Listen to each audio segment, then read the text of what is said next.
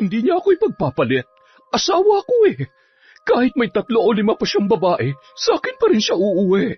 Hindi ka talaga basta-basta ipagpapalit ng mga lalaki. Magdadagdag lang siya.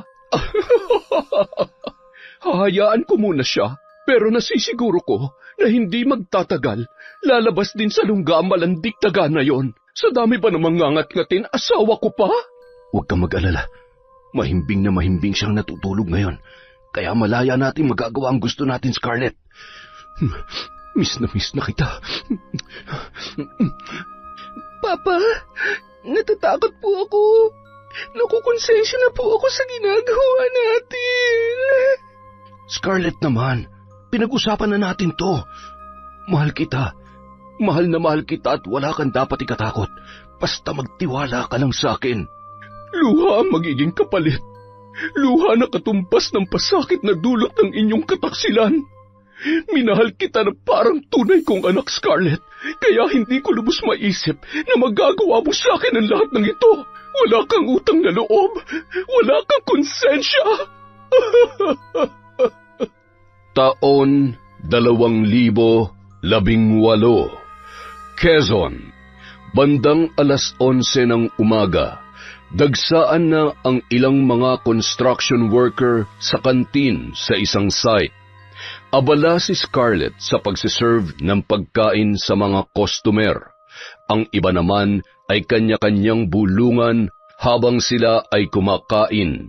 Hindi lamang ang tiyan nila ang nabubusog nung mga oras na yun, kundi pati na rin ang kanilang mata dahil sa hapit na suot ni Scarlett.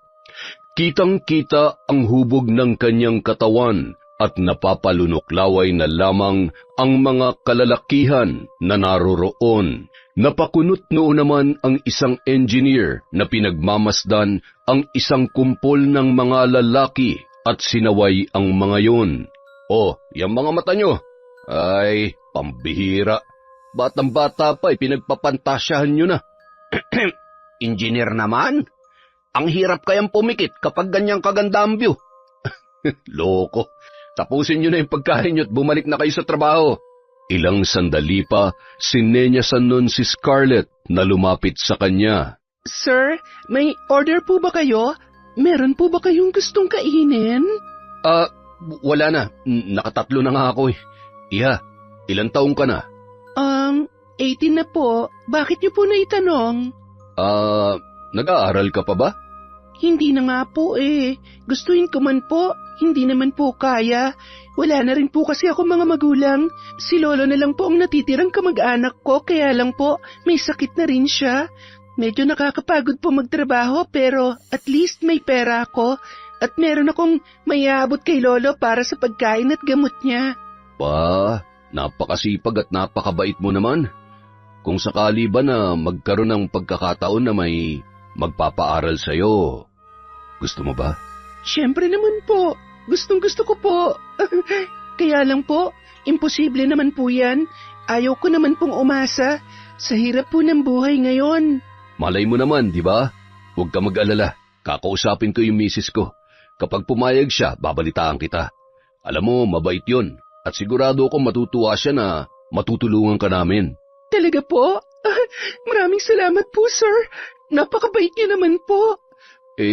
Sayang naman kasi. Maganda ka, mabait, at masipag na bata. Malayo pa mararating mo. Sayang kung habang buhay ka na magtsatsaga rito. Tingnan mo yung mga lalaking... Ay, delikado yan para sa'yo. Sanay na ho ako sa mga ganyan, sir. Hindi ko na lamang po sila pinapansin. O paano? Magtatrabaho na ako. Babalitaan kita ha. Babalik ako bukas. Sige po, sir. Maraming salamat po ulit. Matapos silang mag-usap, masayang-masaya ang dalaga. Nagkaroon siya ng pag-asa na matupad ang kanyang pangarap na maging isang negosyante at magkaroon ng sariling restaurant. Gusto niyang makabawi sa kanyang lolo dahil yun ang nagpalaki sa kanya, pati na rin ang yumao niyang lola. Dahil sa kakulangan sa pera at sinabayan pa ng pagkakasakit ng kanyang lolo ay kinakailangan niyang kumayod para sa kanila. Ilang beses sa isang linggo kung bisitahin niya yun, para makapag-abot ng pagkain at gamot. Kung sakali man na totoo yung sinasabi ng mama kanina, siguro ako ng pinakamasaya at pinakamaswerteng tao sa mundo.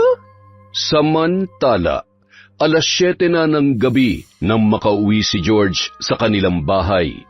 Masaya namang sinalubong yon ng kanyang asawa na si Aling Fina.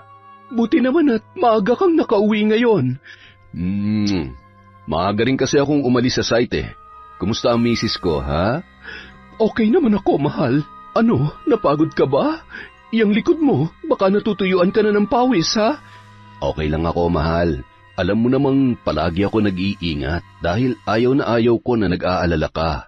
Oh, siya nga pala, kumusta ang anak natin? Hindi ba nag-text o tumawag man lang? Tinawagan ko kanina, nagmamadali nga lang at papasok sa trabaho. Miss na miss ko nang siya eh.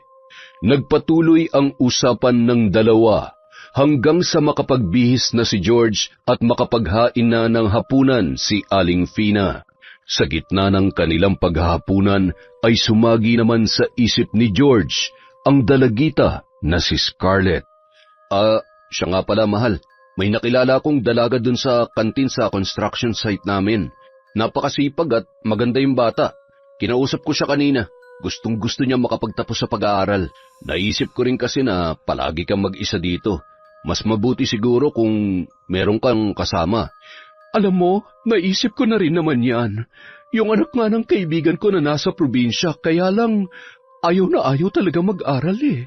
Siyempre, kung magpapaaral tayo, ang gusto ko naman eh yung porsigido talaga mag-aral. Wala naman na tayong dapat pagkagastusan maliban sa magkano lang naman na bayarin dito sa bahay. Yung anak mo naman, may trabaho na, nagpapadala pa. Sabihin mo sa kanya, ipunin niya na lamang ang pera niya para sa sarili niya. Para naman kapag nakapag-asawa o nagplano na silang magsariling pamilya ni Rex ay handa na sila. Huwag niya kamo tayong alalahanin. Medyo malaki naman ang sinasahod ko. Ay nako, yan na nga ang paulit-ulit kong sinasabi sa kanya. Ang katwiran naman ay hayaan lamang siya at masaya daw siya sa ginagawa niya. Hayaan mo na nga lang. O paano? Anong plano natin ngayon? Aba, malapit ng pasukan kaya ang mabuti pa sabihan mo na yung bata. Ano nga ang pangalan niya? Scarlett ba? Oo, tama. Si Scarlett. Sige, bukas sasabihan ko siya at sabay natin siyang sunduin sa kanila. Mas mabuti rin kung may pagpapaalam natin siya sa lolo niya. Abay, dapat lang. Mahirap namang ampunin natin siya na wala man lamang tayong alam sa pagkatao niya. O sige, kumain ka na mabutit. Alam ko namang paborito mo yan. Gusto mo pa ba ng kanin? Nako, mahal. Naparami na nga ang kanin ko eh. Alam mo naman na bawal mapasobra ang kanin. Lalo na ngayon nagkakaedad na tayo. Oo nga naman. Kung nandito ang anak mo, siguradong masisita tayo nun pareho. Nagpatuloy sa kwentuhan ang mag-asawa habang tinatapos ang pagkain nila ng hapunan. Hanggang sa bago matulog ay pinagplanuhan rin nila ang tungkol sa pagpapaaral kay Scarlett at sa lolo nito kung sakaling pumayag yon. Kinabukasan, pagpasok ni George ay agad niyang pinuntahan si Scarlett. Malayo pa ay natanaw na nito ang lalaki. Ayan na siya. Hoy, ayos ka lang? Parang kilig na kilig ka yata. Siya yung sinasabi ko sa'yo kagabi. Sa tingin mo, mabait kaya siya at yung pamilya niya? Si engineer naman pala eh. Oo naman. Matagal na namin kilala yan dito. Pero, seryoso, sinabi niya sa'yo na gusto ka niyang pag-aralin? Oo nga. Paulit-ulit. Bingi lang, bingi. Ayun na siya. Diyan ka lang muna, ha? Aba, ayos. Ang swerte naman ni Scarlett. Sana all na lang na makawala sa sandamakmak na hugasin at kasungitan ng amo namin. Masayang sinalubong ng dalaga si Engineer George. Iginiya sa isang mesa at pinaupo yun. Alam na alam mo talaga kung saan ang paborito kong pwesto dito, ha? Kumusta? Okay lang po, sir. Kayo po. Ang ibig ko pong sabihin, kumusta po yung... Yung tungkol ba sa pinag-usapan natin kahapon? Yan nga rin ang pinunta ko rito. Magpaalam ka na sa amo mo. At saka gusto rin namin makilala ang lolo mo. Siyempre, kailangan ka naming ipagpaalam na maayos. Isasama kong asawa ko kapag sinundo ka namin sa bahay ng lolo mo. Ayos ba yon? Naku, maraming salamat po. Hulog po talaga kayo ng langit sa buhay ko. Hindi po kayo magsisisi sa pagpapaaral sa akin. Nako, napakaswerte mo dahil napapayag ko misis ko.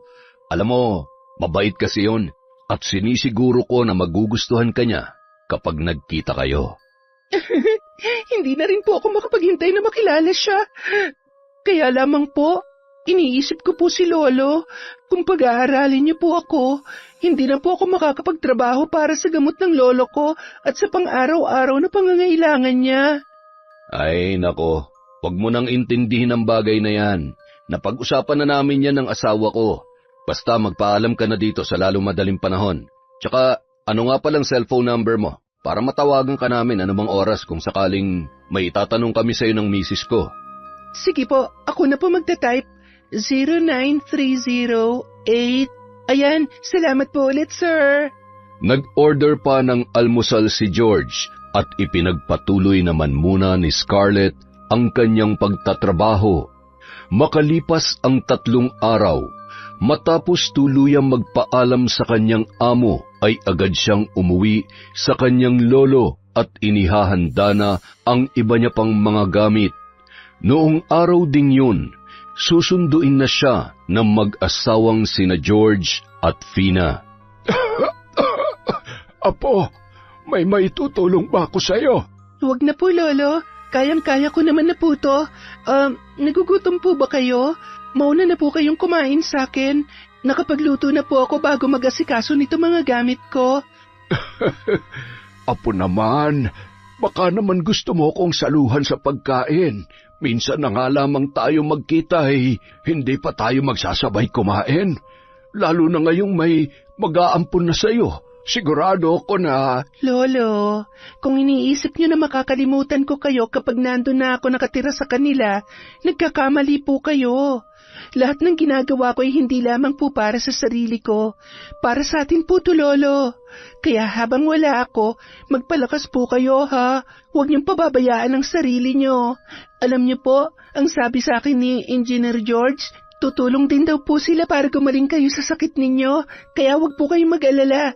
Mahal na mahal po kita, Lolo. Huwag na po kayong malungkot at magtampo. Sige na nga, sasabayan ko na kayong kumain. Ay, basta lagi mo pa rin akong dadalawin dito, ha? Uy, naririnig mo ba ako? Oo naman po. Matitiis ko ba naman kayo? Kayo talaga, habang tumatagal, lalo kayo nagiging matampuhin.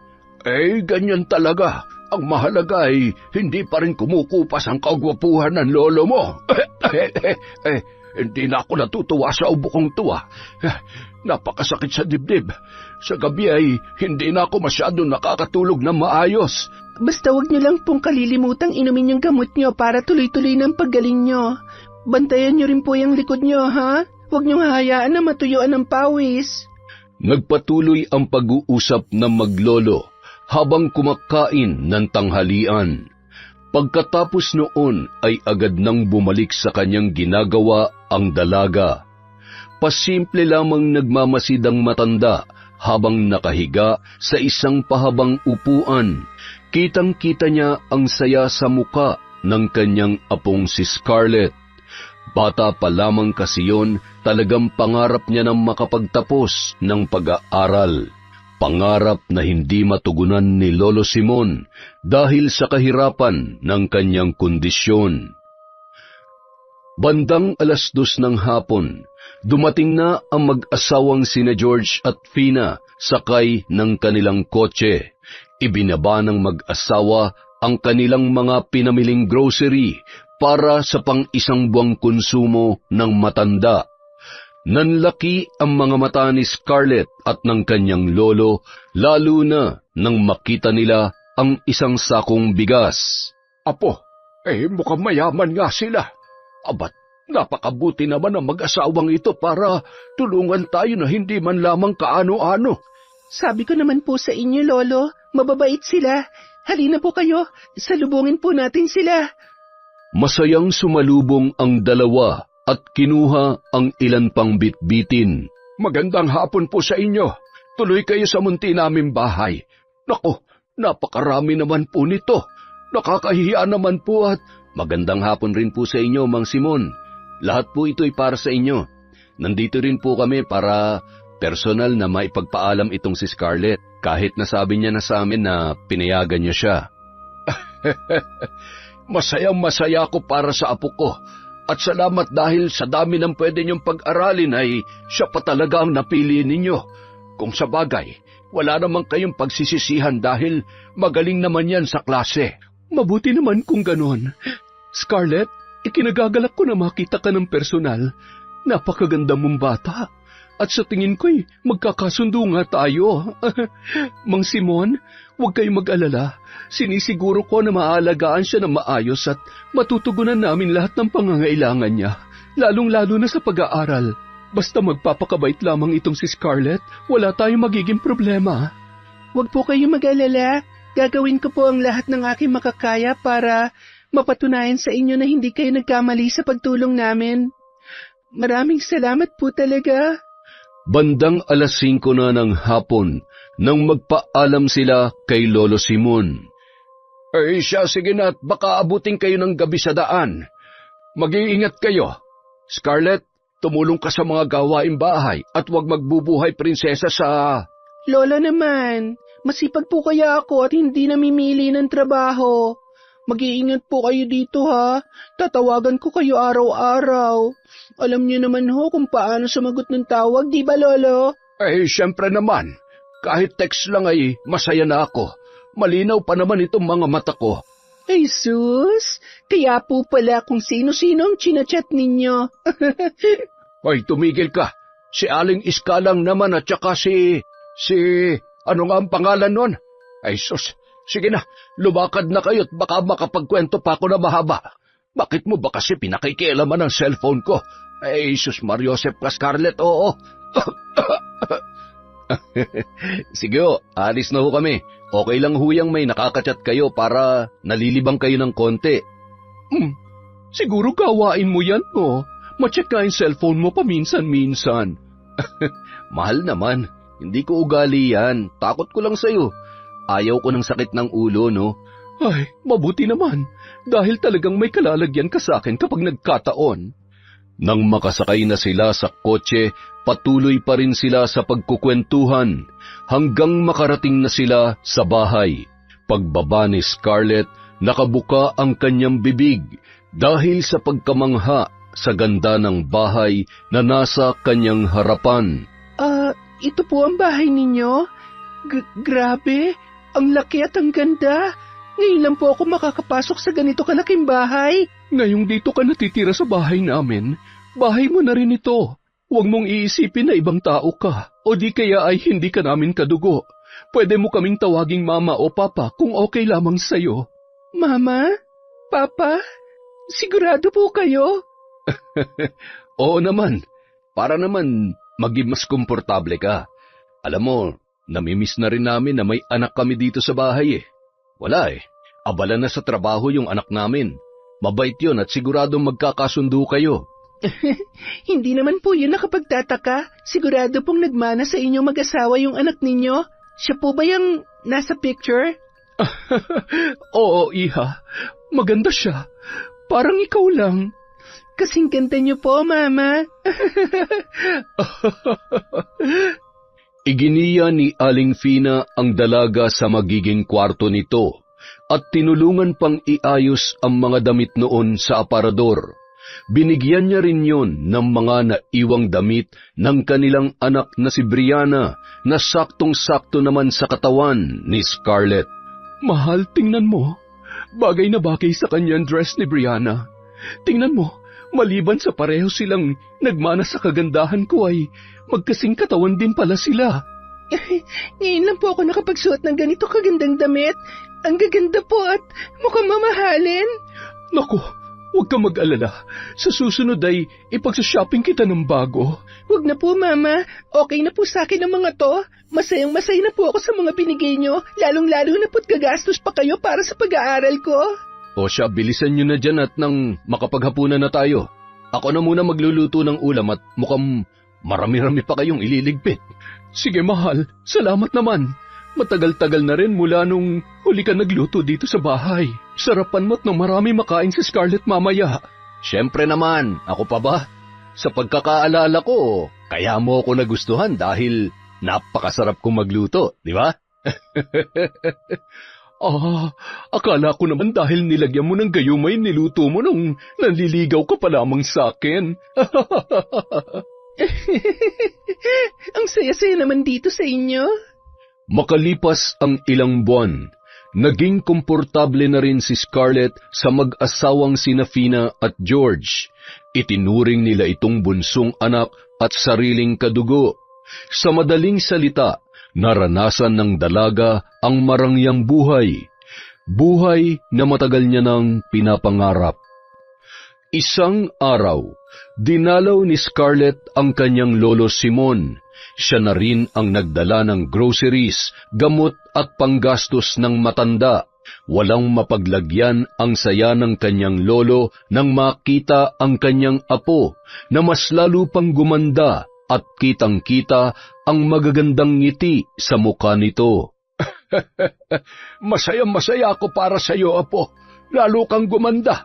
Magpapakabait ka at mag-aral ka na mabuti nang makabawi ka naman dun sa mag-asawang yon. Oo naman po, Lolo. Ako pa ba? Alam niyo po, mahal na mahal talaga nila ako. Lalo na ni Papa.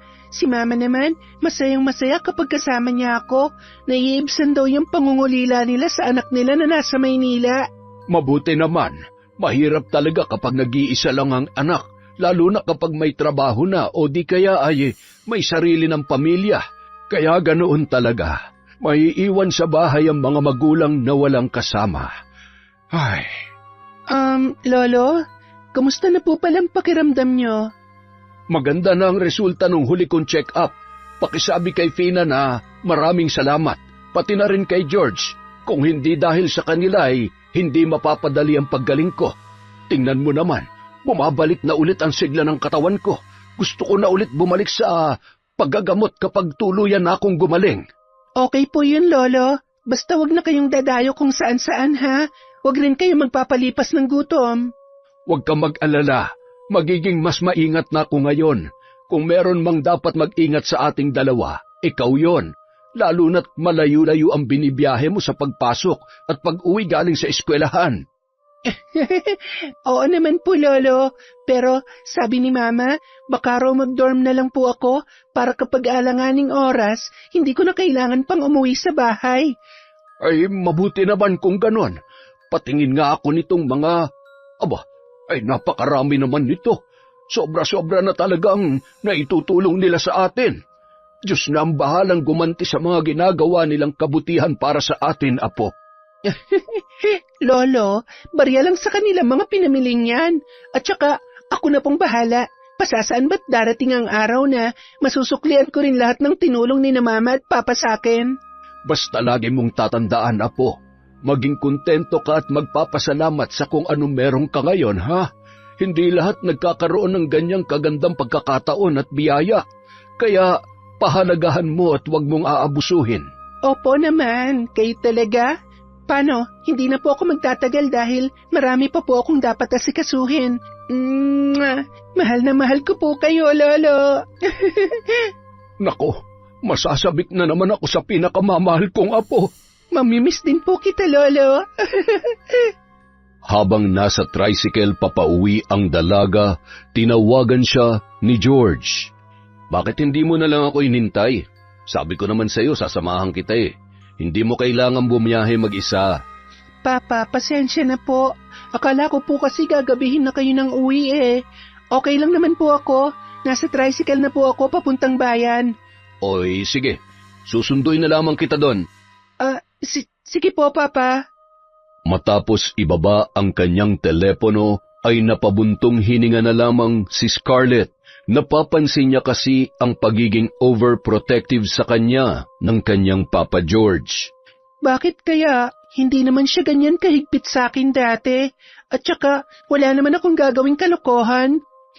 Bahala nga siya. Sinusunod ko naman lahat ng sinasabi nila ni Mama. Nang makababa sa bayan, agad niyang nakita ang kotse ng lalaki. Nagmamadali siyang sumakay at nagmano, ngunit tumanggi yun. Sino bang kasama mong umuwi sa inyo? Ako lang po, Papa.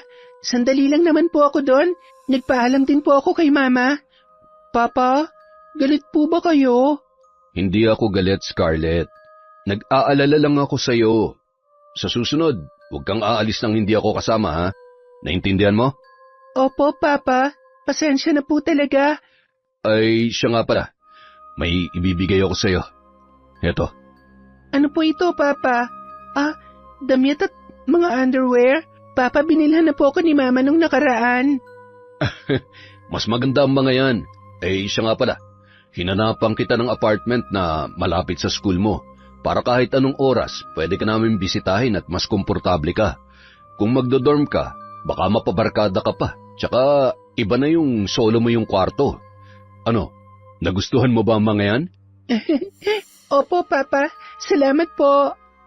Nang makarating sa bahay, agad silang sinalubong ni Aling Fina. Nako, buti naman at dumating na kayo. Kanina pa namin kayo hinihintay. Nandito sina Brianna at Rex. Talaga? Salamat naman sa Diyos at naisipan nilang magbakasyon. Kaya nga Halika na, Scarlett. Ipapakilala kita sa ate Brianna mo. Ano ba yung bitbit mo? Namili ba kayo? Wala yan. Mga damit niya na naiwan sa bahay nila. Ganoon ba? Oy siya, halina kayo at saluhan natin sila maghapunan. Brianna, anak, nandito na si Papa at si Scarlett. Papa? Namiss kita. Namiss din kita, anak. Rex, kumusta? Kumusta kayo nitong anak ko? Okay lang po kami, Tito. Siyempre, mahal na mahal ko ang anak nyo. Aba, magpakasal na kayo. Hindi na kayo bumabata. Baka naman pwede nyo na kaming bigyan ng apo. Baka po sa susunod na taon, Tito. Ikaw pala si Scarlett. Buti naman at nakita na kita ng personal. Lagi kang kinukwento sa akin ni Mama kapag tumatawag ako. Kumusta ka? Kumusta ang pag-aaral mo? Okay naman po, ate. Kayo rin po. Lagi kayong kinukwento ni Mama sa akin. Ang ganda niyo po pala talaga sa personal. At ang bait niyo rin po katulad nila. Siyempre naman. Kanino pa ba sila magmamana? Mabait ako sa lahat. Kung meron man akong pinakaayaw ay yung mga abusado. Mabuti na lang at nagkasundo kayo ng mama kong maselan. At sabi niya, mabait ka rin daw at masipag pa mag-aaral. Sipagan mo pa. At salamat sa pag-aasikaso mo sa kanila, ha? Kung pwede nga lang umuwi ako araw-araw dito, ginawa ko na. Kaya lang hindi pwede. Kulang na sa oras. Kaya nga minsan nitawag para mangumusta hindi ko na rin magawa. Walang anuman po, ate. Huwag kayong mag-alala. Akong bahala sa kanila. Kumain na tayo. Scarlett, dito ka na sa tabi ng papa mo. Rex, kumain ka na marami, ha? Bukas ay pagluluto ko kayo ng mga paborito ninyo. Nako, salamat po, tita. Miss na miss ko na nga rin po talaga ang luto ninyo, Ay nako, mukhang hindi ka ata ay pinagluluto nitong girlfriend mo, ha?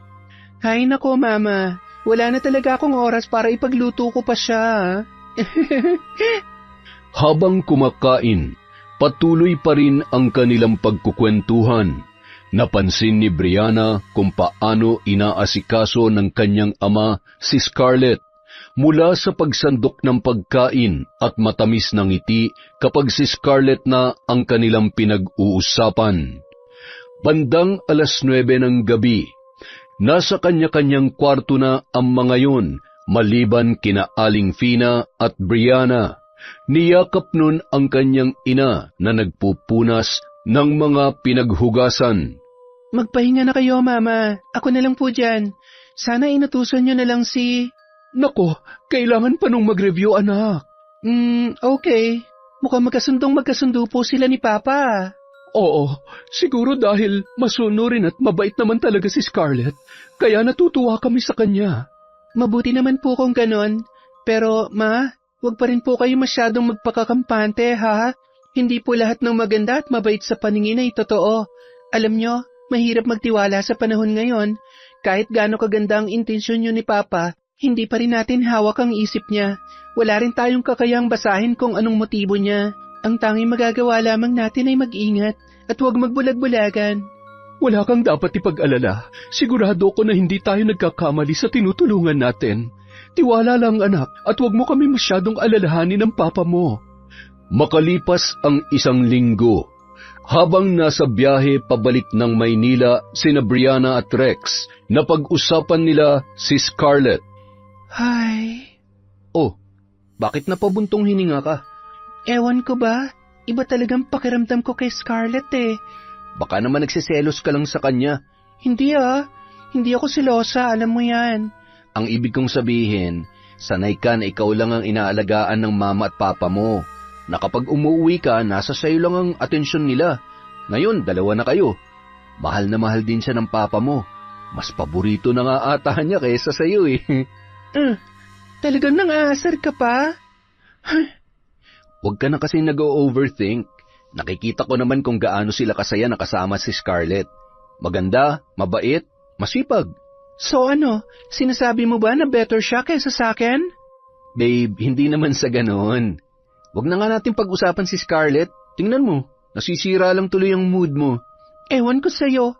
Mag-drive ka na nga lang at baka, makatulog na nga lang. Ay, salamat naman sa Diyos. Anong salamat sa Diyos? Salamat sa Diyos at biniyayaan ako ng napakagandang girlfriend. I love you, babe. Tulog ka na muna. Makalipas ang ilang buwan, tuluyan nang nakalipat si Scarlett sa isang apartment malapit sa kanyang eskwelahan. Siya na lamang ang dinadalaw ng mag-asawa para makapag-focus siya sa pag-aaral. Si George naman ang pumupunta kay Lolo Simon para magdala ng groceries at iba pang pangangailangan nito. Si Aling Fina naman ay abala sa mga gawaing bahay lalo na't ayaw niyang kumuha ng kasambahay. Mayat-maya niya namang kinukumusta si Brianna, lalong-lalo na si Scarlett.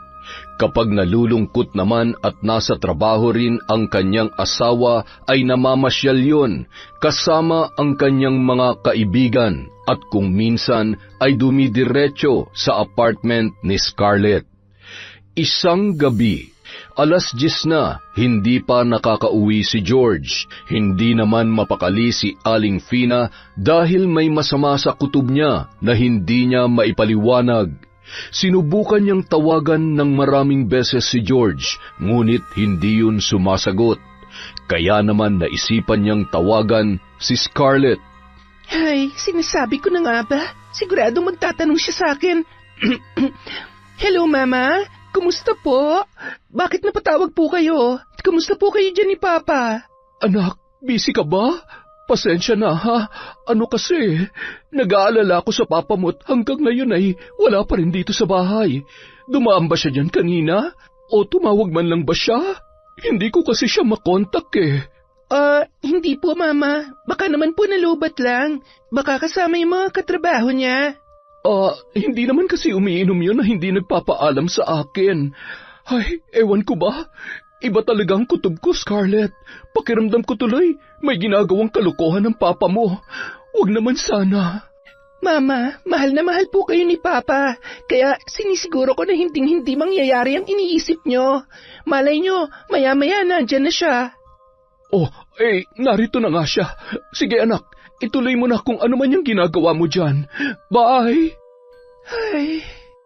Samantala, habang pinaparada ni George ang kotse ay nakaabang naman ang nakakunot noo na si Aling Fina.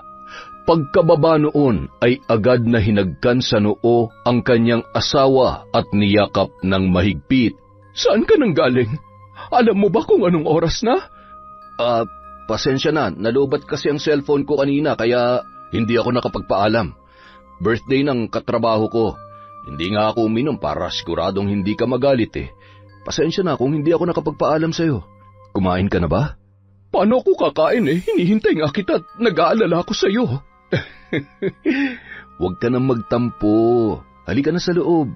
Sasabayan kitang kumain at siguradong masarap na naman ang niluto mong hapunan.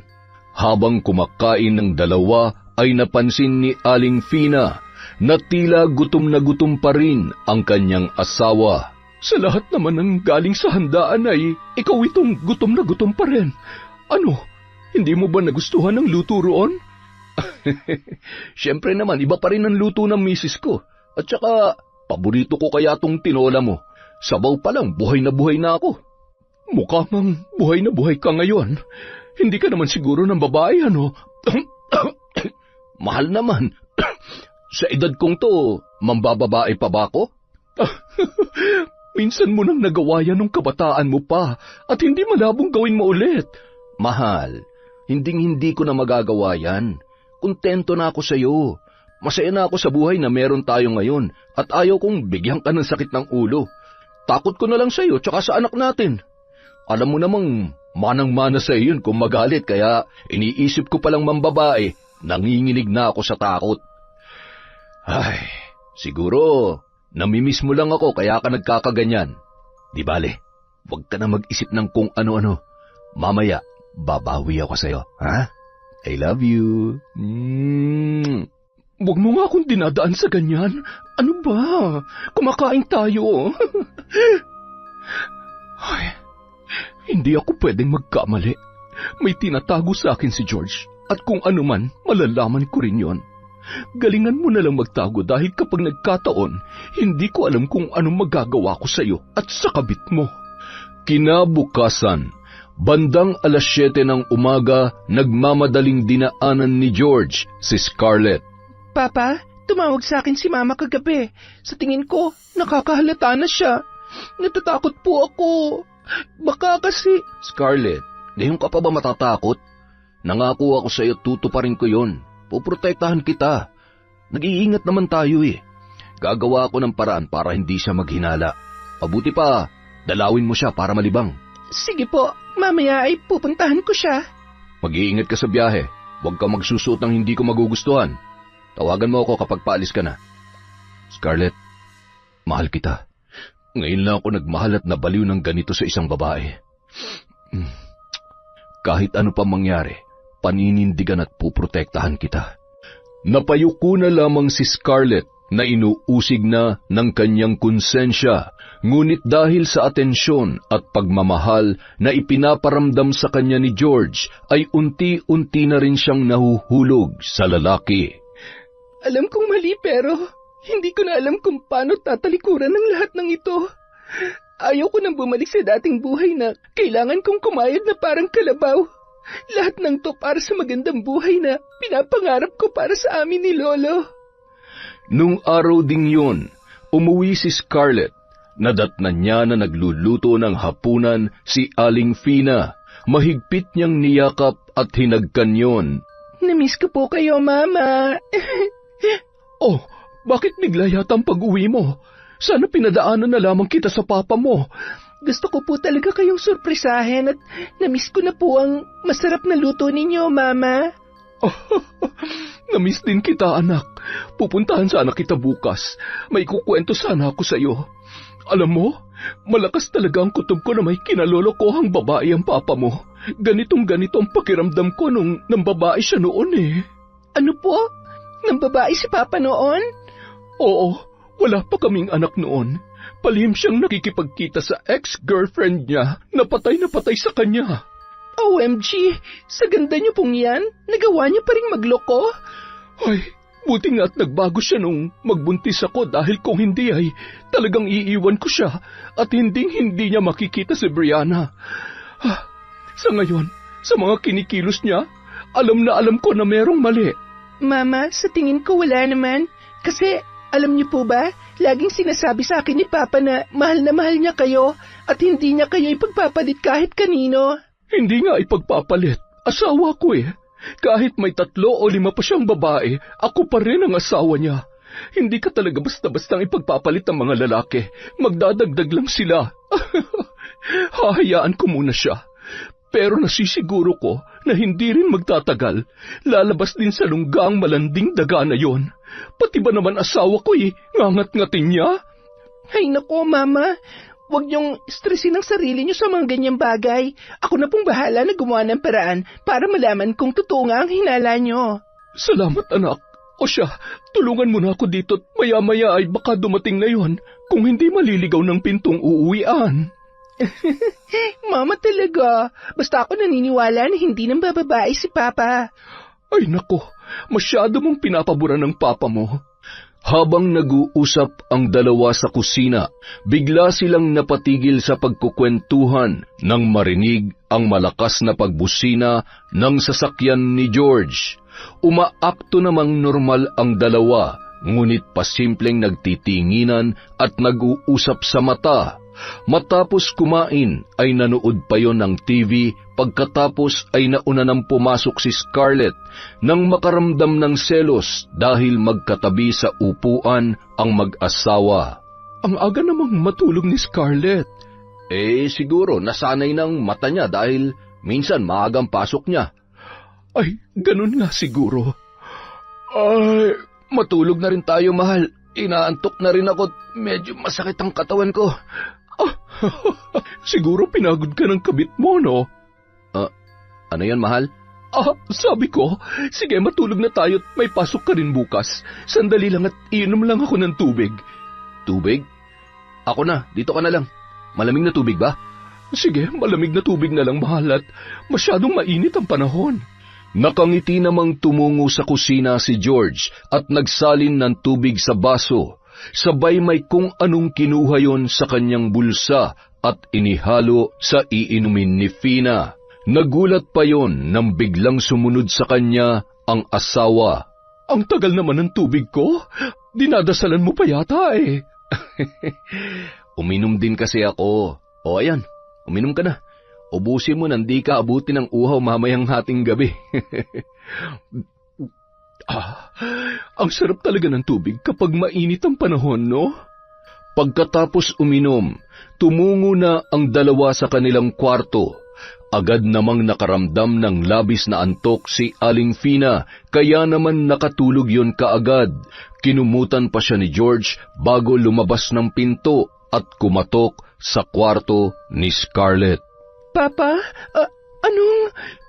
Pasensya ka na. Hindi ko talaga kayang pigilan ang sarili ko. Ikaw ang gusto kong katabi sa pagtulog. Papa, hindi pwede. Paano kung magising si Mama? Huwag kang mag-alala. Mahimbing na mahimbing siyang natutulog ngayon. Kaya malaya natin magagawa ang gusto natin, Scarlett. Miss na kita.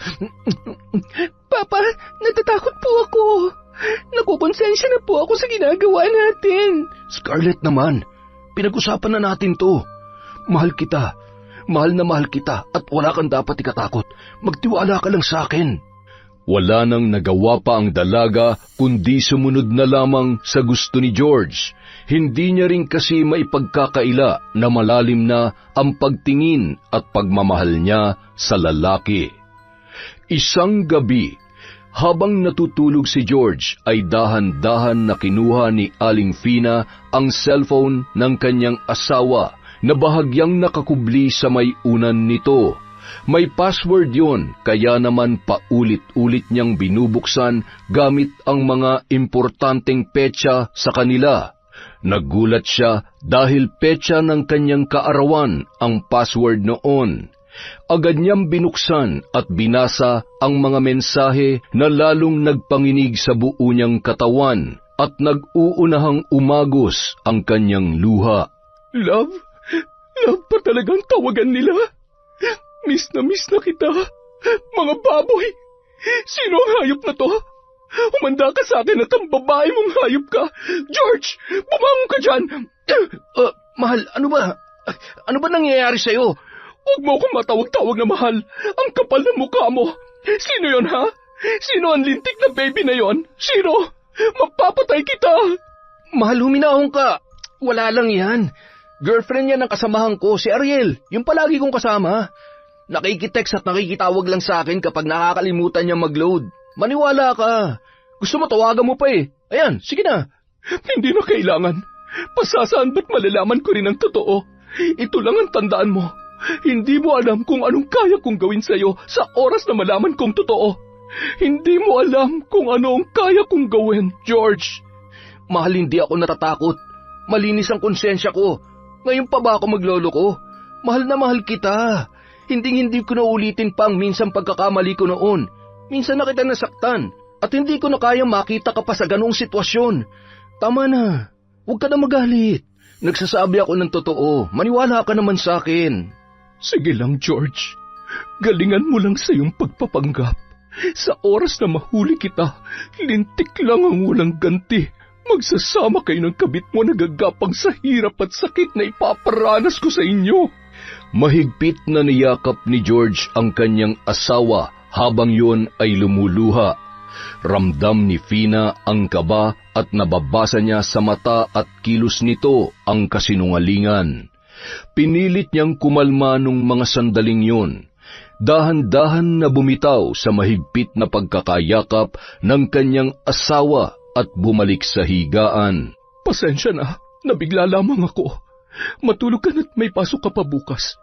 Pakisabi kay Ariel na huwag niya nang gagamitin ang cellphone mo sa pambababae niya o kung ano man, ha? Sige, sasabihin ko sa kanya, mahal. Sigurado ka bang okay ka na? Na hindi ka nagalit? Oo, bakit? Gusto mo ba talagang magalit ako? Alam mo, isa lang naman ang ayaw ko sa lahat, yung sinungaling. Alam na alam mo yan, hindi ba? Oo naman, mahal. Kaya naman mula nung pinatawad mo ako noon, ni kakiting na sikreto ay wala na akong itinago sa'yo. Dapat lang, dahil hindi lang dila ng sinungaling ang kaya kong putulin. Baka pati kaligayahan at ang pinagmamalaki mong armas ay mawala sa'yo. Napalunuklaway na lamang ang lalaki sa sinabi ng kanyang asawang si Fina. Halos hindi makatulog ang ginang habang nakatalikod kay George at nag-iisip kung paano niya huhulihin ang sikreto nito. Makalipas ang ilang araw, naisipan niyang puntahan si Scarlett sa apartment bandang 3:00 ng hapon.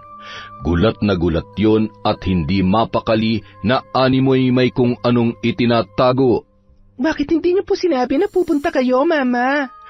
Gusto lamang kitang sorpresahin.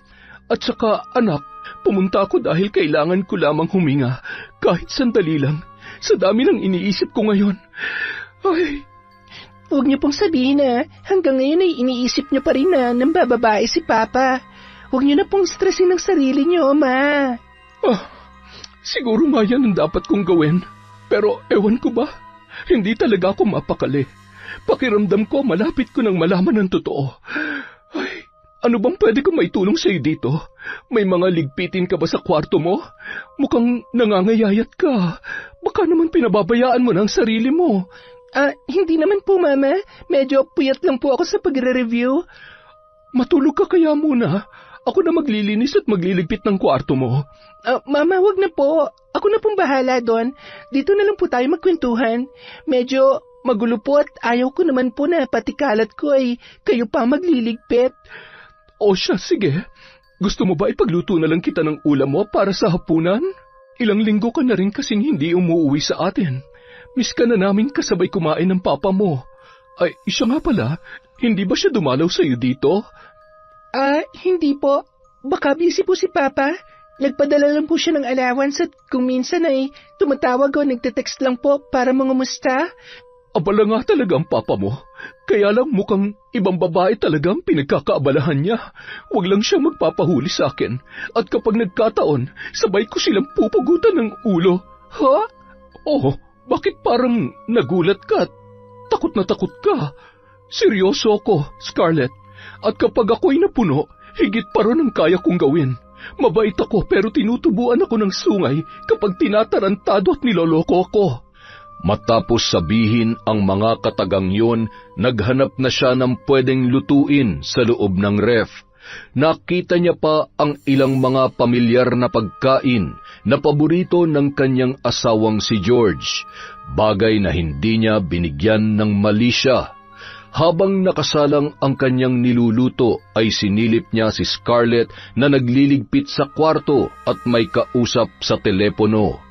Natatakot na ako. Anong gagawin ko kapag nabuking niya tayo? Hindi ko na kaya to. Mabuti pa, babalik na lamang ako sa amin at... Sinong kausap mo? Mama, kanina pa po ba kayo dyan? Kaklase ko po, may tinatanong lang. Tumango-tango na lamang ang ginang habang inililibot ang tingin sa kwarto ng dalaga at nakita ang ilang mga pamilyar na gamit ng kanyang asawa. Pinili na lamang nun na lumabas ng kwarto para pakalmahin ang kanyang sarili. Nung mga oras na yun, nagkaroon na ng kasagutan ang lahat. Wala ni isang salitang sinabi ang ginang, sabay tumalikod at kapansin-pansin ang kakaibang reaksyon nito. Bakit po, Mama? Wala, Scarlett. Yun niluluto ko. Baka nasusunog na. Sandali lang, ha? Nang makarating sa kusina ay humingayon ng malalim, sabay kinuha ang kutsilyo at hinawakan ng mahigpit, sabay ngumisi habang patuloy sa panginginig ang kanyang kamay. Pinatay niya ang apoy ng kalan nang maamoy na nasusunog na ang kanyang niluluto. Mas mapait pa rito ang sakit na dulot ng mga kasinungalingan ninyo. Ngayon, hayaan nyo na ako naman ang gumanti. Paiikutin ko kayo sa sarili niyong kasinungalingan. Tingnan lang natin kung kakayanin niyong kaparusahan sa lahat ng ito. Mama, kumusta ho yung niluluto ninyo? Naamoy ko po kasi sa kwarto. Nasunog nga. Siguradong mapait at hindi mo na makakain. Mabuti pa magdelata ka na lang, o kung hindi ka maselan, subukan mo kung kaya mo pang pagtiyagaan to. Anong oras na ba? Kailangan ko na ring umuwi at may dapat pa pala akong asikasuhin. Ikaw nang bahala sa sarili mo, ha? Mag-iingat ka sa mga ginagawa mo, Iha. Sige po, Mama. Salamat po. Ingat din po kayo pa uwi. Wala kayong pinagkaiba ni George. Ang husay niyong magpanggap. Nang makauwi sa bahay ang ginang, natuwa naman siya nang makatanggap ng tawag na gagabihin ng uwi ang kanyang asawa. Nababatid niya na dadaan na naman yon kay Scarlett. Sige lang, mahal. Mag-iingat ka sa biyahe. Marami pa namang naliligaw ngayon, na-aksidente. O siya, basta umuwi ka sa akin ng ligtas. Wala namang problema kung umagahin ka. I love you. I love you too, mahal. Ay, napakasweet naman ng asawa ko. Dahil dyan, hindi ako masyadong magpapagabi ng uwi. Okay nga lang, mahal kong asawa. Okay lang din kahit hindi ka na umuwi. Gusto mo, hatiran pa kita ng damit kung saan man yung pupuntahan mo? Mahal naman. Basta uuwi rin ako kaagad. Mag-ingat ka dyan, ha, at isara mo na maayos ang pinto at bintana. Marami pa naman magnanakaw ngayon. Ay oo, yung iba nga pati asawa nila nananakaw na rin. O siya, babay na, mahal. Buisit ka. Akala mo naman wala kang ginagawang kalokohan. Tingnan lang natin kung sinong kawawa sa ating tatlo. Ako pa talagang niloko mo? Kung pinatawad kita noon, ngayon hindi ko na mapapalampas pa ito. Makapunta na nga muna sa kwarto at kating-kating ang palad ko na gamitin muli ang mga gamit ko sa pambabarang. Ilang dekada na ang nakalipas mula nang tigilan ni Fina ang gawain. Tubong sikihor si Aling Fina at natutunan niya yon sa kanyang ina at tiyahin na bantog na mambabarang sa kanilang lugar. Bagamat nangako siya sa kanyang ina na ipagpapatuloy ang paggamit ng itim na kapangyarihan, ay tinalikuran niya yon nang makilala si George. Pinili niyang magsimula ng panibagong buhay alang-alang sa pangarap niyang masaya at buong pamilya. Maluha-luha niyang hinawakan ang aklat ng karunungan at ilang mga gamit na itinago niya sa isang lumang aparador. Ikaw ang dahilan kung bakit tinalikuran kong lahat ng ito, George. Ngunit ikaw rin ang muling mag-uugnay sa amin ng itim na kapangyarihan. Gusto kong pagsisihan mo ang lahat ng ginawa mong kasalanan. Magdurusa ka kasama ni Scarlett. Hinimas-himas niya ang larawan kung saan magkatabi sina George at Scarlett. Nakangising pinagmamasdan ang matatamis nilang mga ngiti. Luha ang magiging kapalit. Luha na katumbas ng pasakit na dulot ng inyong kataksilan. Minahal kita na parang tunay kong anak, Scarlett. Kaya hindi ko lubos maisip na magagawa mo sa akin ang lahat ng ito. Wala kang utang na loob. Wala kang konsensya. Samantala. Love, gising. Kailangan mo nang umuwi. Siguradong hinahanap ka na ni Mama. Mamaya na. Nagpaalam naman ako na maayos sa kanya. pagod na pagod pa ako. Oh, okay ka lang? Okay lang naman. Ang hapdi lang ng sikmura ko parang sinisilaban at may kung anong... Ang sakit. Nalamigan yata ako. Sobrang sakit ba? Hindi naman. Kaya ko to. Huwag ka mag-alala. Sige na. Umuwi ka na. Love, magdoble ingat ka ha. Natatakot na talaga ako. Pakiramdam ko kasi nakakahalata na si Mama. Natatakot ako sa kung anong pwede niyang gawin sa akin. Hindi ka niya magagalaw. Hindi niya malalaman ang tungkol sa atin. Mahal na mahal kita, Scarlett. Hindi ko na kayang mabuhay pa na wala ka sa buhay ko. Ikaw na nagpapasaya sa akin ngayon. Mahal din kita. Sige na, magbihis ka na. Hindi na kita ihatid sa labas at baka may makakita pa sa atin at pagdudahan pa tayo. Mag-iingat ka sa biyahe, ha? Matapos magbihis, agad na rin yung umalis at nagmamadaling nagmaneho ng kanyang kotse. Habang bumibiyahe, bigla siyang nakaramdam ng pamamanhid ng kanyang paa at sinabayan pa ng paninikip ng kanyang pantog na animoy sa sabog. Bumangga yun sa isang puno at maswerteng hindi naman gaanong napuruhan. Kinapa niya ang kanyang ulo na noon ay may tumutulong dugo. Unti-unting nandilim ang kanyang paningin habang naririnig ang bulong ng isang babae na kahindik-hindik ang boses. Nakita niya ang isang bulto ng tao na animoy nakatalukbong ng kulay itim. Sino ka? Anong kailangan mo sa akin? Sir, okay lang ho ba kayo? May sugat ho kayo. Gusto niyo po bang dalhin ko kayo sa ospital? Yung babae, nakita mo ba? Yung nakaitim at... Wala naman ho ako nakita, sir. Tinatakot niyo naman po ako. Ano po bang nangyari? Nawalan kayo ng preno? Hindi. Bigla lang kasing namanhid ang mga paa ko, kaya... Kaya po pala. Malaki-laki rin ho ang sira ng harap ng sasakyan ninyo. Pero mabuti na lamang at ganyan lang ang inabot ninyo at hindi kayo napuruhan. At wala ring nadamay dahil mangilan-ngilan na lang naman ang sasakyan kapag ganitong oras. Inayos niya ang pagkakaparada ng kanyang sasakyan. Pagkatapos ay nakiusap yun na ihatid siya ng lalaki sa kanilang bahay. Tuwang-tuwa naman ang lalaki nang abutan niya yon ng 2,000. Nang makarating sa bahay, matagal bago siya pinagbuksan ni Aling Fina. Kanina pa ako kumakatok at kanina pa ako tawag ng tawag sa'yo. Naku, pasensya ka na mahal. Hindi ko napansin at mahimbing na mahimbing ang tulog ko. At saka, akala ko ay hindi ka na makakauwi. Hindi ka na talaga uuwi dahil anong oras na, oh? Teka, bakit may sugat ka? Nasaan yung kotse mo? Ano nangyari sa sasakyan natin? Nabangga ka ba? Nasira ba, ha? Pambihira naman, mahal. Mas nag-aalala ka pa yata sa kotse kesa sa akin, eh. Hindi naman. Halika na't gagamutin ko ang sugat mo. May masakit ba sa'yo? Ano ba kasi nangyari? Ay naku, malaki-laki rin ito, ha? Mababaw lang yan. Aray, dahan-dahan naman. Alam mo, hindi ko talaga maintindihan kung ano nangyari sa akin kanina, eh. Para bang pinaglaruan ako ng kung anong... Naku, guni-guni mo lamang yon. Puyat ka kasi. Paano yan? Hindi ka makakapasok bukas. Ay, hindi pwedeng hindi ako pumasok. Marami akong kailangang asikasuhin sa site.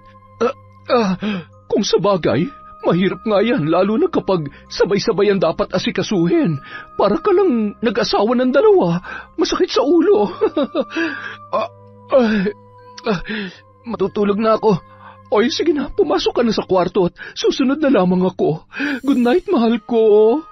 Huwag ka na sanang magising na lintik ka. Makalipas ang 3 araw. Mahal, tumawag ba sa iyo si Scarlett? Hindi naman. Bakit?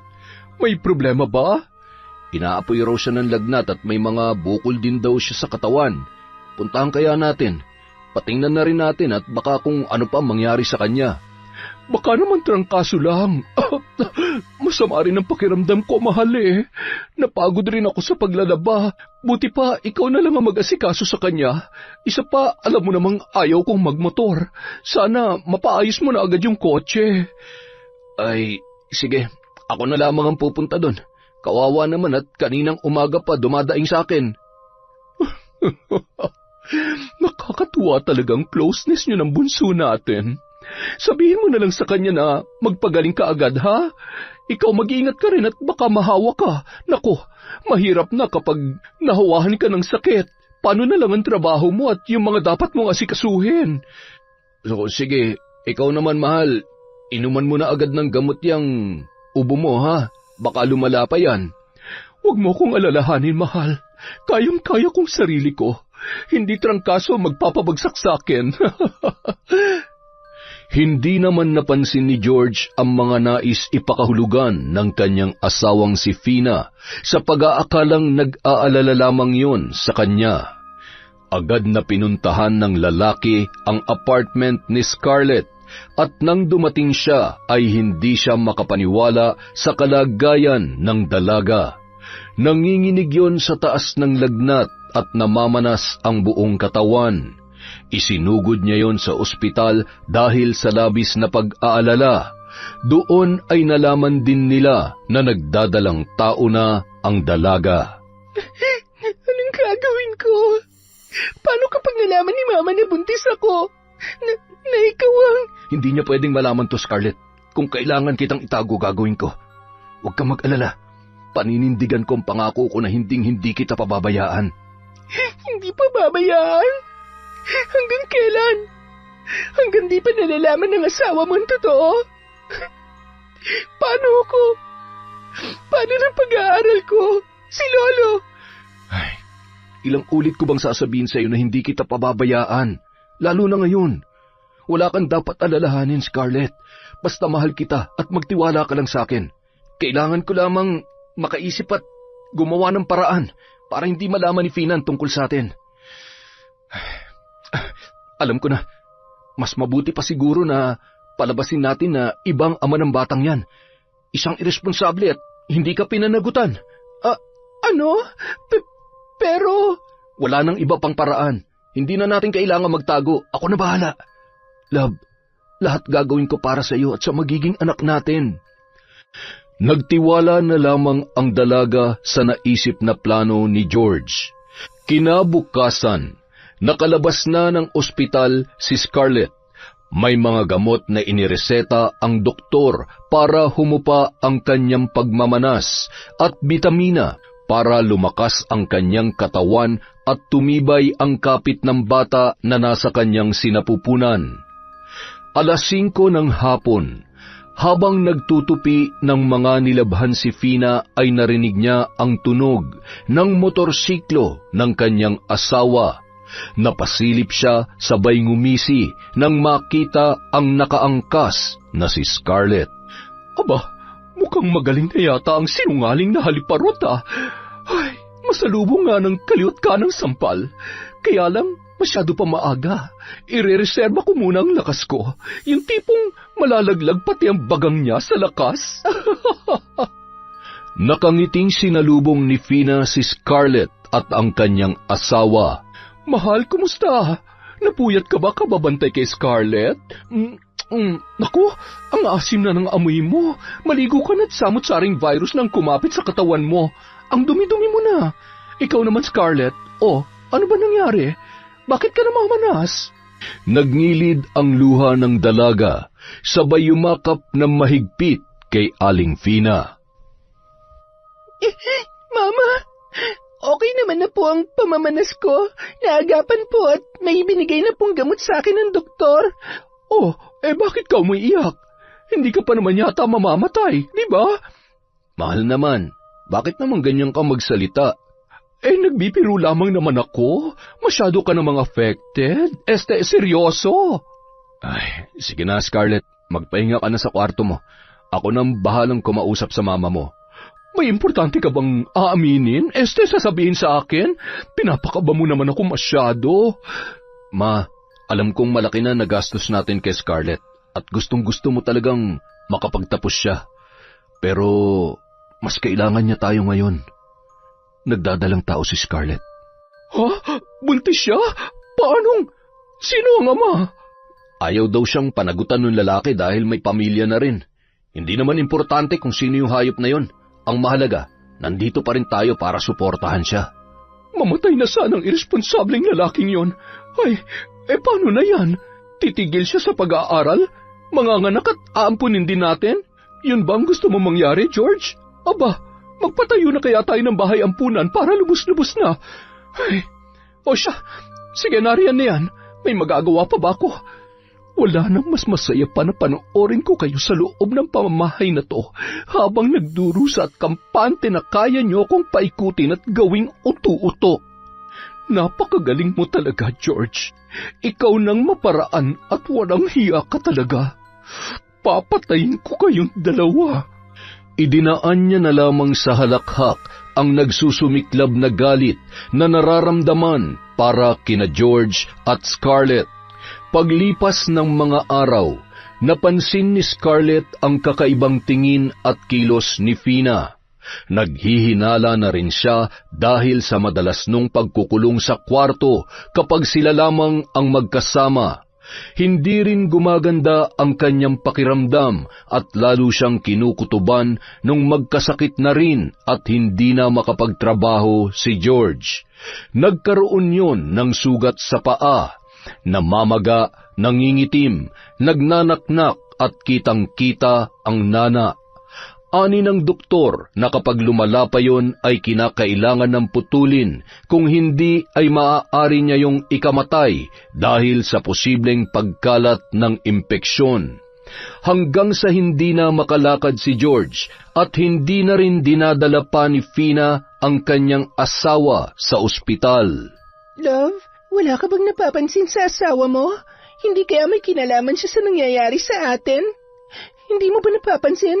Pinababayaan niya tayo. Nagagawa niya pang ang gumala at makipag-inuman sa mga kaibigan niya tapos iiwan niya tayo dito na parang wala tayong sakit. Gumawa ka ng paraan kung ayaw mong pareho tayo mamatay. Pati ang batang nasa sinapupunan ko. Kailangan ko ng pera para magpatingin sa doktor. Nahihirapan na ako. Sa gabi para akong nalulunod at sa pagpikit ko kung ano-anong naririnig at nakikita ko. Ako rin. At saka may mga oras na parang may mga gumagapang na insekto sa sugat ko at sa tingin ko.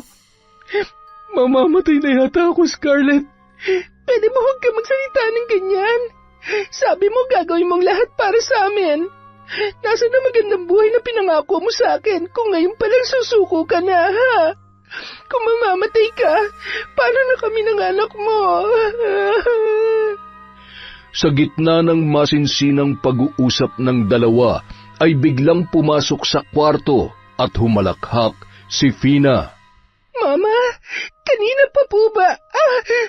Para yan sa kasinungalingan mo. Para matauhan ka sa kapraningan mo sa asawa kong taksil. Naniniwala ka sa kanya? Sa langit na ipinangako niya sa'yo? Boba ka! Sa akin nga nagagawa niya magsinungaling eh. Sa akin na asawa niya. Sa'yo pa kaya? Ang tanga-tanga mo! Maray, Mama, tama na po! Huwag mo ako matawag-tawag na Mama. Hindi kita anak. Pinagsisisihan ko nang minsan nagpapasok ako ng sa pamamahay ko. Wala kang utang na loob. Pareho lang kayong dalawa. Akala nyo kaya nyo akong utuin? Nagkamali kayo na niloko. Ngayon, lahat na nangyayari sa inyo, kulang na kulang pa yan sa lahat ng sakit at galit na nararamdaman ko. Mahal, tama na. Ako na lang ang saktan mo. Maawa ka. Oh, mahal na mahal kong asawa. Ang sugat ko, aray. Matapos tamaan ng takong na suot ni Fina ang sugat ni George, ay bumulwak ang masaganang dugo. Napahiyaw pa yon nang may pumitik na kulay puting uod. Ano nangyayari? Bakit may mga uod? Mahal, tulungan mo ako. Maawa ka. Kung may kinalaman ka sa lahat ng ito, tama na, nakikiusap ako. Hindi ko sinasadya, mahal. Mahal? Maawa? Bakit? Nung sarap na sarap ka sa pambababae mo, naawa ka ba sa akin? Alam mo ba yung sakit na paulit-ulit na ginagago mo ko, ha? Kahit mamatay ka sa sakit, hindi ako maaawa sa'yo. Nakakadiri ka, George. Hindi lang buhay mo ang sinayang mo, pati ang buhay ni Scarlett. At ikaw naman babae ka. Meron kang pagkakataon para iligtas ang sarili mo sa kasalanan, pero pinili mo maging kabit at maging alipin ng pera, ambisyon at kagustuhan mo magkaroon ng magandang buhay. Ngayon, paano ka na? Paano ka bubuhayin ng magaling kong asawa? Hindi na nga siya makakilos para sa sarili niya. Kung gusto mo mabuhay pati ang batang nasa sinapupunan mo, umalis ka na. Huwag ka nang aapak sa pamamahay na ito. Pero, Mama, sabi nang wag mo akong matawag-tawag na mama dahil wala akong anak na ahas. Lumayas ka na ngayon din. Huwag mo nang hintayin na kalad ka rin pa kita palabas. Huwag mo silang ilalayo sa akin. Di sumama ka sa kanila. Ang tanong, kaya mo pa bang lumakad? Sa bagay, magaling ka namang gumapang. Paano, Scarlett? Ikaw nang bahala sa asawa ko, ha? Mukha ngang gusto niyang sumama sa'yo. Makaidlip nga muna. Bigla akong inantok eh.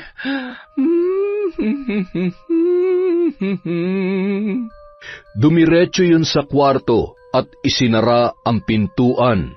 Umupo sa kama at pinagmasdan ang larawan nilang mag-asawa nung sila ay ikinasal. Naging mabuting asawa ko sa'yo. Pinili mong gumawa ng kataksilan.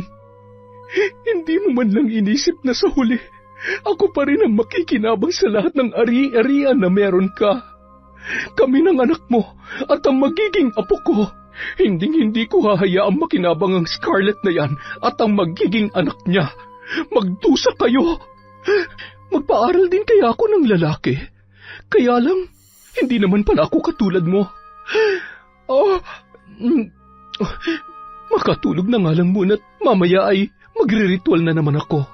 Tuluyan ko na kaya kayo? Pero bawal nga palang pumatay ng hayop. Tama na yung ganyan. Magdurusa kayo hanggat gusto ko. Samantala. Aalis na ako. Ito na ang huling beses na magkikita tayo. Huwag ka mag-alala. Di ko hahayaan na matulad sa akin ang batang ito. Salamat sa lahat. Tama si Mama. Kasalanan ko rin naman dahil pumayag ako sa gusto mo. Nagmahal lang din ako pero mali yun. Maling-mali. Scarlett, huwag mo akong iiwan. Ikaw na lang ang meron ako. Scarlett! Ayoko na. Pagod na ako. Wala nang saysay ang buhay ko. Kahit anong gawin ko, hindi ko na may tatama ang pagkakamali ko sa asawa ko. Wala na rin pag-asa na gumaling pa ako. Ayaw ko maging habang buhay na inutil, kaya mabuti pang... Diyos ko, alam kong kasalanan ng pangunahan ko kayo, pero... Gamit ang kanyang wheelchair ay tumungo yun sa may kusina at inabot ang kutsilyo na nasa mesa. Bumalik yun sa sala at kinuha ang kanyang cellphone, sabay tinawagan ang kanyang anak na si Brianna. Anak, kumusta ka dyan? Miss na kita. Papa, uuwi ako next week. Kumusta na ang sugat mo? Ang pakiramdam nyo? Huwag mo na akong alalahanin, anak. Okay lang ako. Patawarin mo ako, anak, ha?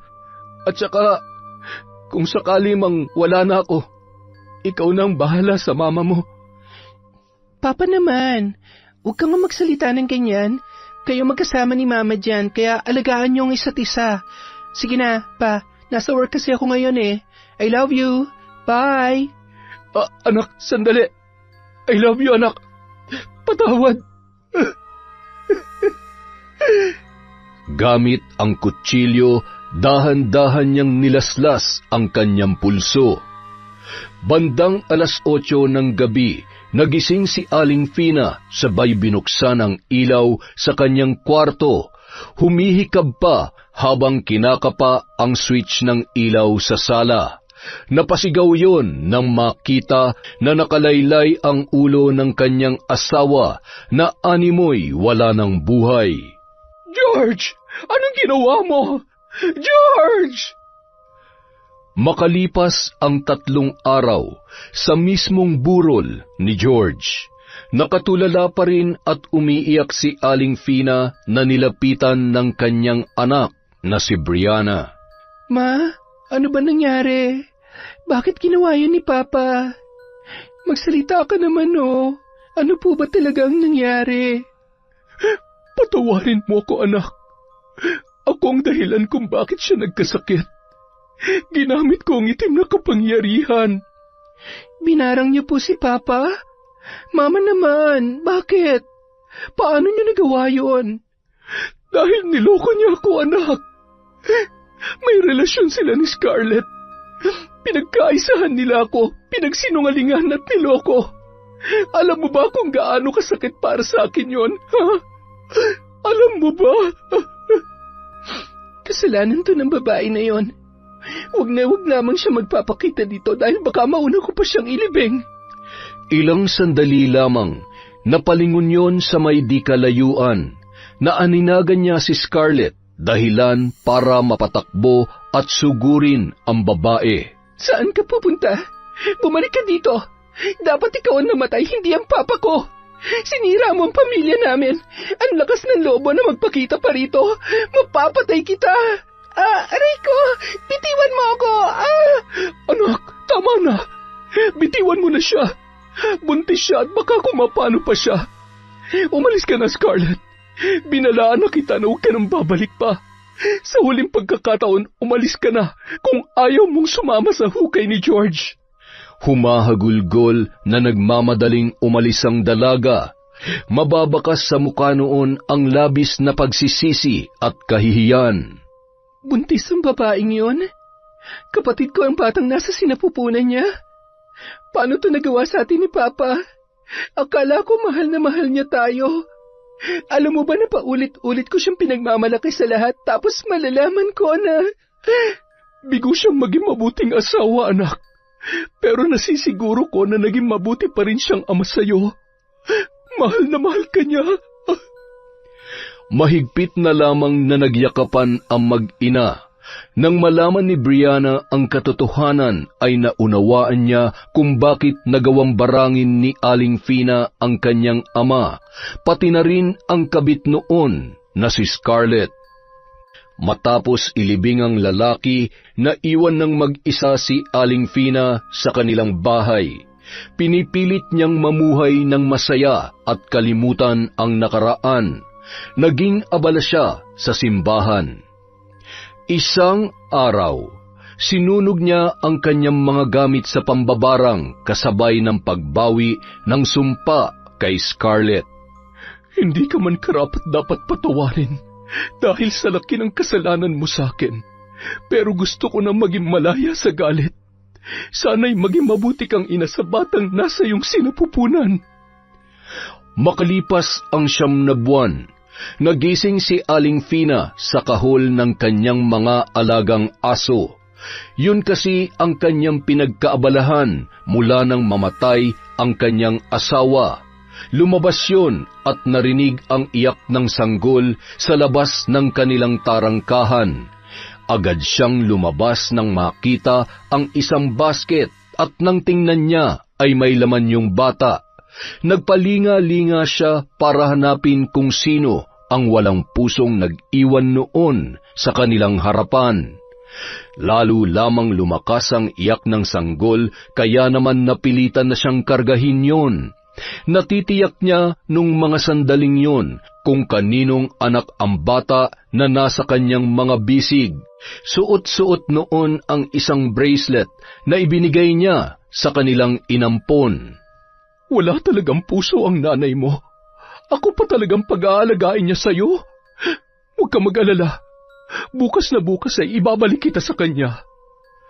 Kinaumagahan, sakay ng kotse, pinuntahan ni Aling Fina ang bahay ni Lolo Simon. Nadatnan niya ang matanda na noon ay nagsasalin ng langis sa mga botelya. Ikaw, anak ng...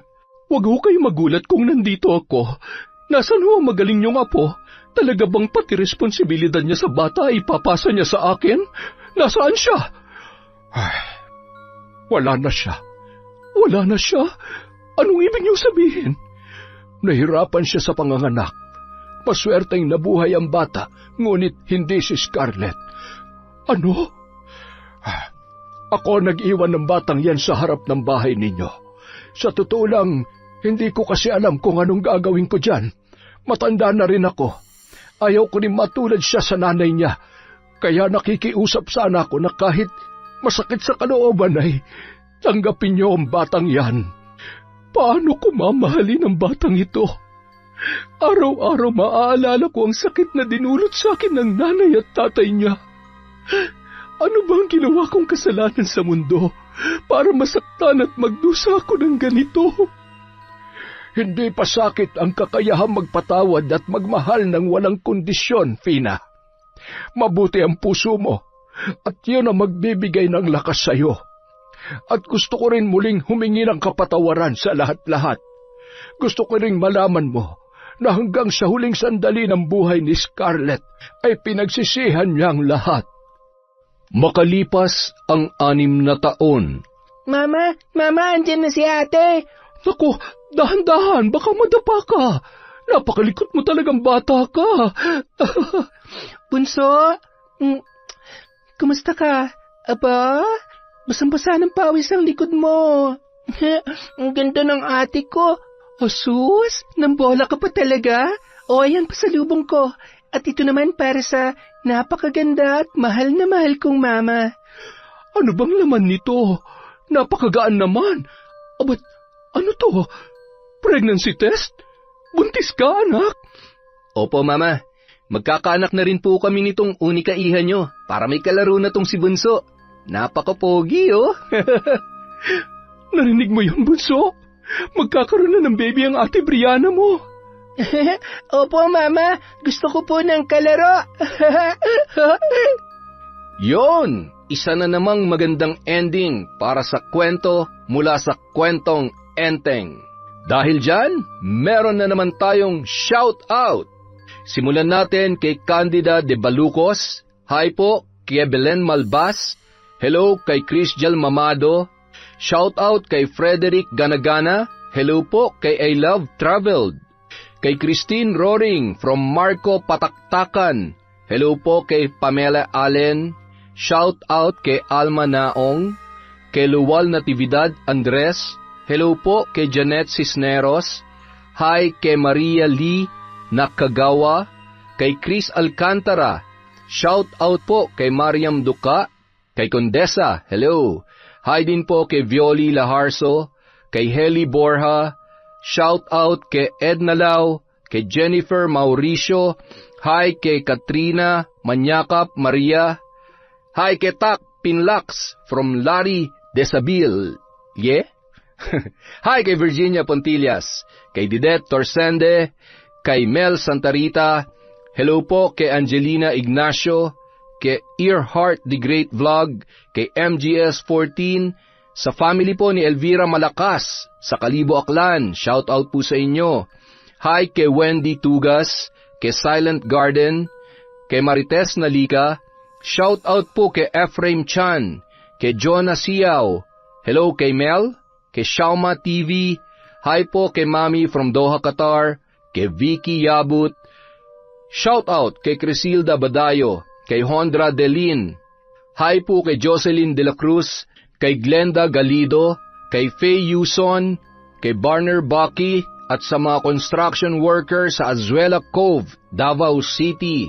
Hello po sa Jebo at Besidelias family from Rochelle Jebo.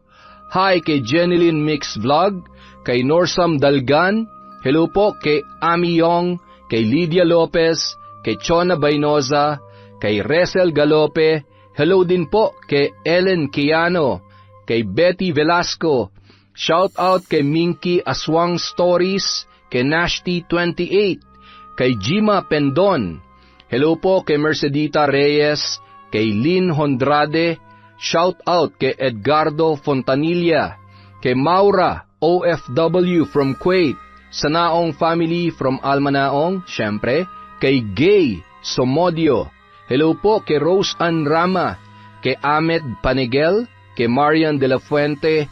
Hello rin po kay Rosevin Cantarona, kay Susan Manalo, kay Cheryl Jimena, Michelle de la Cruz, kay Justine Grace Dignos, kay Yuki Diaries, kay Leonora Rillo Raza, kay Narlin Micabalo.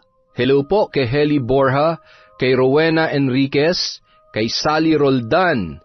Shout out kay Warfreak Legacion, kay Cat Burglar Cutie.